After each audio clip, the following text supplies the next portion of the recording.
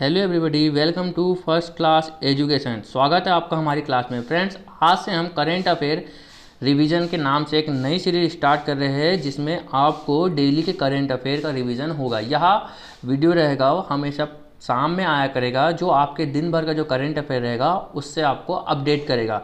तो फ्रेंड चलिए स्टार्ट करते हैं हम आज का वीडियो। तो फर्स्ट क्वेश्चन है हमारा कि हाल ही में इंटरनेशनल एनी अवार्ड 2020 किस भारतीय वैज्ञानिक को चुना गया है।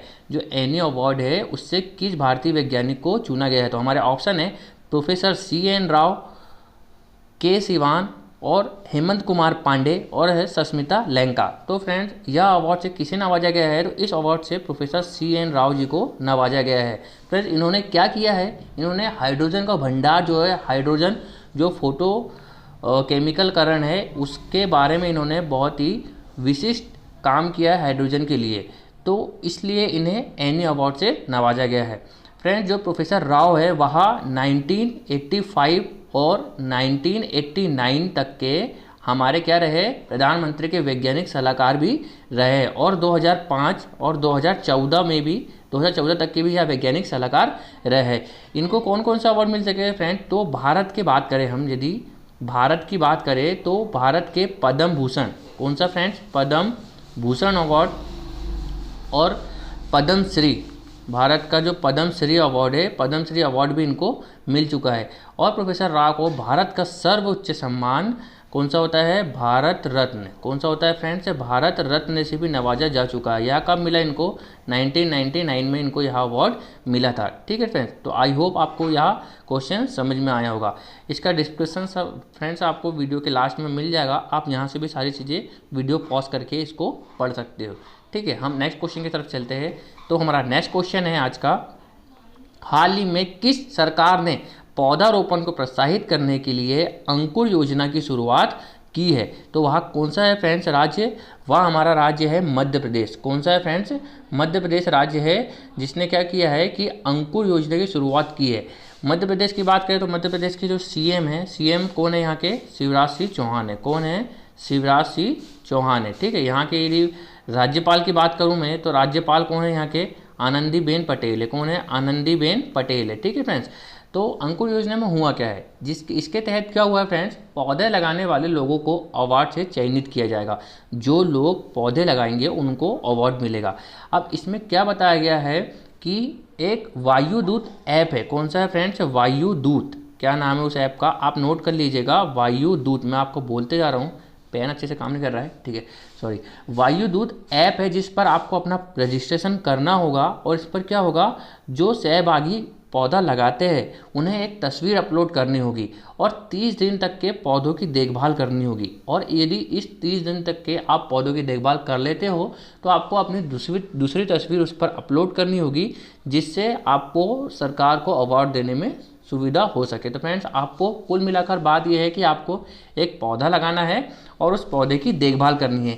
एक ऐसी ही योजना कहाँ पर चालू हुई थी? बिहार राज्य में हुई थी। कहाँ पर हुई थी फ्रेंड्स? बिहार राज्य में, जिसका क्या नाम था? प्यार का पौधा। क्या नाम था फ्रेंड्स? प्यार का पौधा नाम था। ठीक है फ्रेंड्स, तो आई होप आपको यह भी क्वेश्चन समझ में आया होगा। चलिए नेक्स्ट क्वेश्चन की तरफ चलते हैं। यह इस क्वेश्चन की व्याख्या है, आप यहाँ से इसको पढ़ सकते हो। ठीक है, चलिए नेक्स्ट क्वेश्चन है हमारा, विश्व भूख दिवस या वर्ल्ड हंगर डे कब मनाया जाता है? तो वर्ल्ड हंगर डे किस दिन मनाया जाता है? तो वर्ल्ड हंगर डे की बात करें तो यह मनाया जाता है 28 मई को। कब मनाया जाता है फ्रेंड्स? यह 28 मई को मनाया जाता है। तो वर्ल्ड हंगर डे कब स्टार्ट हुआ था, यदि उसकी बात करें तो यह 2011 में स्टार्ट हुआ था। कब स्टार्ट हुआ था फ्रेंड्स? 2011 में।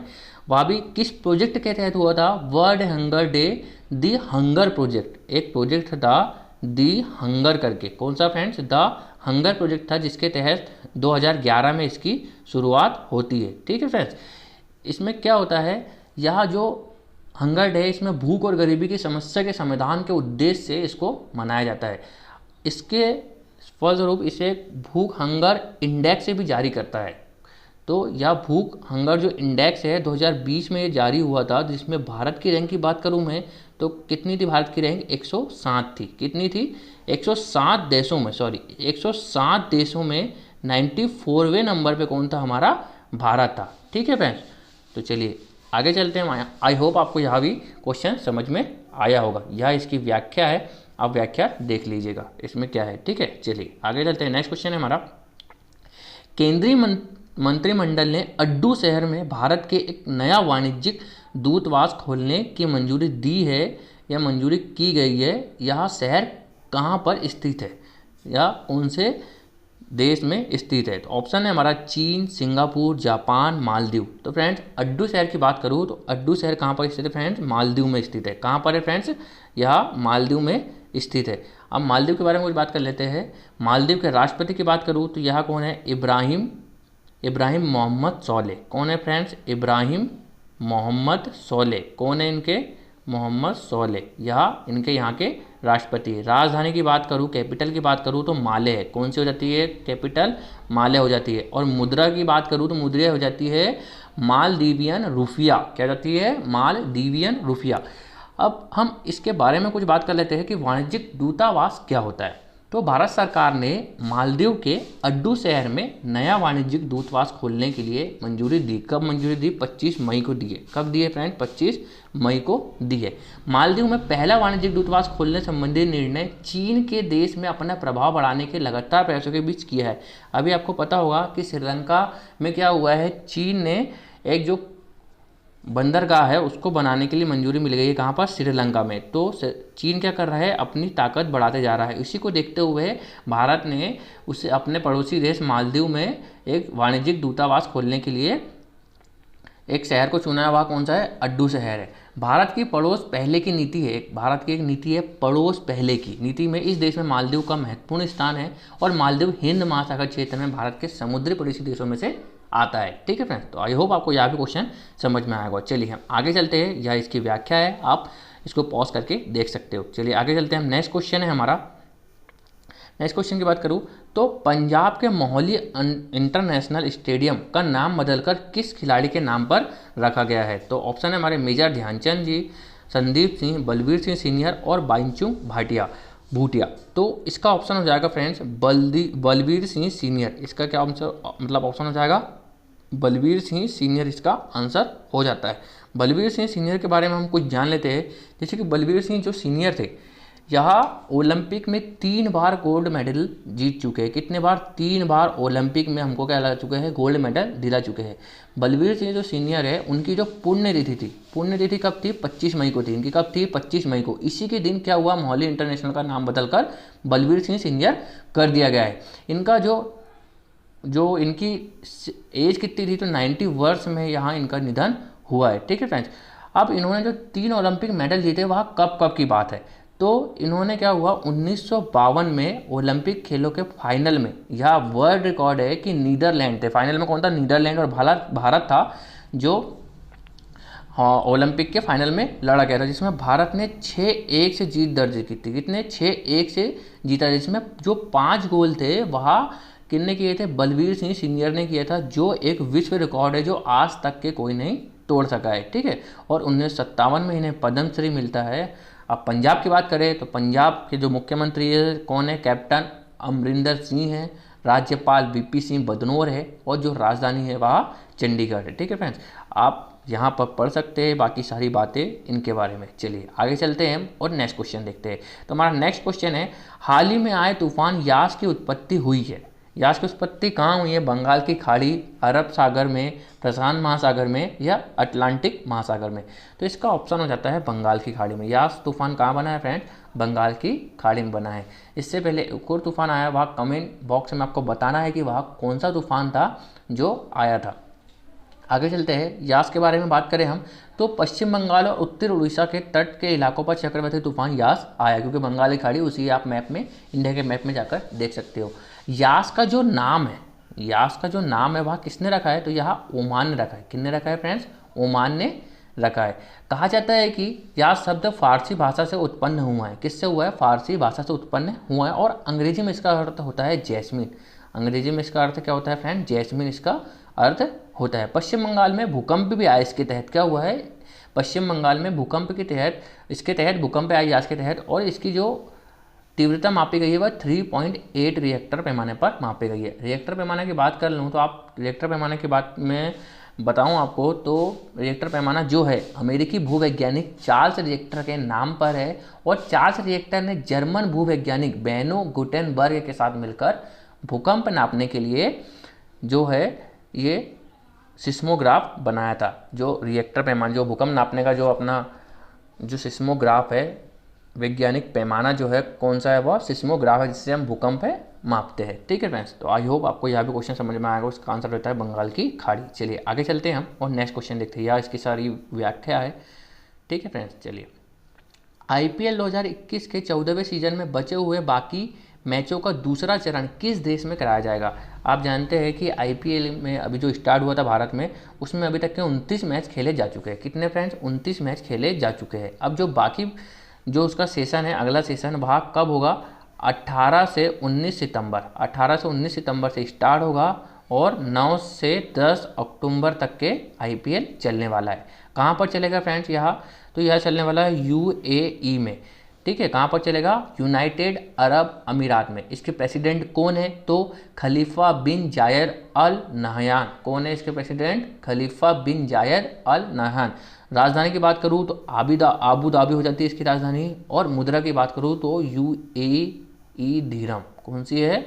UAE दिरहम इसकी मुद्रा हो जाती है। आई होप आपको यह क्वेश्चन समझ में आएगा। चलिए आगे चलते हैं हम और यह इसकी सारी व्याख्या है। नेक्स्ट क्वेश्चन देखते हैं। तो हमारा नेक्स्ट क्वेश्चन है कि हाल ही में किस भारतीय अर्थशास्त्री को सामाजिक विज्ञान के क्षेत्र में स्पेन के सर्वोच्च पुरस्कार प्रिंसेस ऑफ एस्टूरियस अवार्ड दिया गया है। फ्रेंड्स, यह क्वेश्चन बहुत ही इंपॉर्टेंट हो जाता है, क्योंकि ये हमारे एक मात्र ऐसे वैज्ञानिक जिनको यह अवार्ड मिला है। कौन सा है? Princess of Asturias. यह किस देश का है? तो यह नीदरलैंड का है। कहाँ का है? नीदरलैंड का। चलिए आगे चलते हैं हम और इसके बारे में जानते हैं। तो यह किन्हें मिला है, किन व्यक्ति को मिला है यह अवार्ड? तो वह है अमर्त्य सेन। कौन है फ्रेंड्स? हमारे अमर्त्य सेन है जिनको यह अवार्ड मिला है। ठीक है, अभिजीत बनर्जी की बात करें हम, ऑप्शन पे गौर करें तो अभिजीत बनर्जी को भी क्या हुआ है? 2019 में अर्थशास्त्र का नोबेल पुरस्कार मिल चुका है। अर्थशास्त्री का इनको नोबेल पुरस्कार मिल चुका है। ठीक है फ्रेंड्स, अमर्त्य सेन को भी नोबेल पुरस्कार दिया जा चुका है। कब मिला था इनको? तो इनको 1998 में मिला था। अमर्त्य सेन को कब मिलता है? 1998 में यह अवार्ड मिलता है। कौन सा? नोबेल पुरस्कार। और अमर्त्य सेन को ही 1999 में क्या मिला है? भारत रत्न से भी नवाजा जा चुका है। ठीक है फ्रेंड्स, और जो प्रिंसेस ऑफ एस्टूरियस फाउंडेशन है, इन्होंने 26 मई 2021 को एक प्रेस विज्ञप्ति में कहा कि अमर्त्य सेन को 20 देशों के 41 उम्मीदवारों में से यह पुरस्कार के लिए चुना गया है। ठीक है फ्रेंड्स, चलिए आप जानते हैं रविन्द्रनाथ टैगोर के बारे में, आप जानते हैं। यदि हम यहाँ एक ऑप्शन है नुक्लू फॉर्म, यह कौन है? तो फ्रेंड्स, यह एक नागालैंड के कार्यकर्ता है। कौन है? नागालैंड कार्यकर्ता है, जिनको अभी अवार्ड दिया है। किस लिए दिया है? तैमूर फाल्कन, या एक पक्षी है जिसके संरक्षण के लिए इनको अवार्ड दिया गया है। ठीक है, हम नेक्स्ट वीडियो में इनके बारे में फुल डिटेल में जानेंगे। चलिए आगे चलते हैं और नेक्स्ट क्वेश्चन देखते हैं। इसका आंसर हो जाएगा ए, अमर्त्य सेन। नेक्स्ट क्वेश्चन है हमारा, केंद्रीय जांच ब्यूरो में CBI के नए डायरेक्टर के रूप में किसे नियुक्त किया गया है? तो किसे नियुक्त किया गया है फ्रेंड्स? यह सुबोध जायसवाल जी है। कौन है? सुबोध जायसवाल जी है।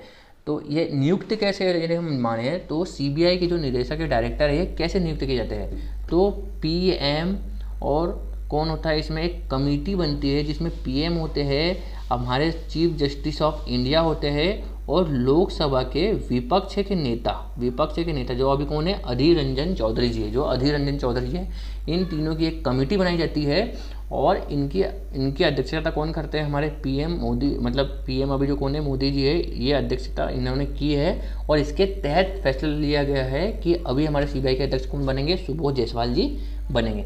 सुबोध जायसवाल जी के बारे में जाने तो यह जासूसों का मास्टर भी कहा जाता है इनको। महाराष्ट्र के जो स्टाम्प पेपर घोटाला था तथा मालेगांव ब्लास्ट के मामले की जांच में महत्वपूर्ण भूमिका यह निभा चुके हैं। इसके अतिरिक्त महाराष्ट्र ATS में रहते हुए इन्होंने आतंकवादी से जुड़े मामलों पर भी काम किया है। उन्हें 2009 में उनकी विशिष्ट सेवा के लिए राष्ट्रपति पुलिस पदक से भी सम्मानित किया जा चुका है। ठीक है फ्रेंड्स, चलिए या इनके बारे में सारी व्याख्या है, आप यहाँ पर पॉज करके यहाँ पर देख सकते हैं।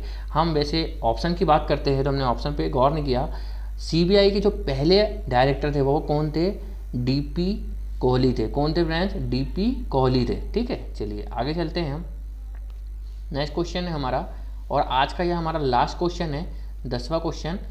हाल ही में किस राज्य के मुख्यमंत्री ने वात्सल्य योजना की घोषणा की है? तो वह कौन सा राज्य है फ्रेंड्स जिसने वात्सल्य योजना की घोषणा की है? तो वह कौन सा राज्य हो जाता है हमारा? उत्तराखंड। कौन सा हो जाता है फ्रेंड्स? उत्तराखंड। ठीक है, उत्तराखंड राज्य जो है इन्होंने वात्सल्य योजना की घोषणा की है। इसमें क्या होगा फ्रेंड्स, यहाँ के सीएम की पहले बात कर लूँ तो कौन है? तीरथ सिंह रावत है। कौन है फ्रेंड्स? तीरथ सिंह रावत है। ठीक है, इन्होंने वात्सल्य योजना की घोषणा की। इस घोषणा की जो इसमें घोषणा की है, इसमें कोविड-19 कारण अपने माता पिता को जो खो चुके अनाथ बच्चे, इस योजना के तहत उत्तराखंड सरकार 21 वर्ष की आयु तक इन बच्चों का भरण पोषण एवं शिक्षा, रोजगार, प्रशिक्षण व्यवस्था कराएगी। ठीक है फ्रेंड्स, तो चलिए आगे चलते हैं। तो यह इसकी सारी व्याख्या है, आप यहाँ पर देख सकते हैं। तो फ्रेंड्स, आई होप आपको यह वीडियो पसंद आया होगा, और हम आपके लिए कोशिश करेंगे और अच्छे से अच्छा कंटेंट आपके लिए लाने की कोशिश करें। तो फ्रेंड्स, आज का वीडियो हम यहीं समाप्त करते हैं। आपको हमारा वीडियो पसंद आया तो इसे ज़्यादा से ज़्यादा लोगों में शेयर कीजिए, और हमारे चैनल को अभी तक क्या आपने सब्सक्राइब नहीं किया है तो इस चैनल को सब्सक्राइब कर लीजिए। मैं आपके लिए ऐसे ही सभी कंपटीशन एग्ज़ाम के लिए जीके, जीएस, करेंट अफेयर के वीडियो में लाते रहता हूँ। ठीक है friends, thanks for watching. Please subscribe button. Thank you so much friends.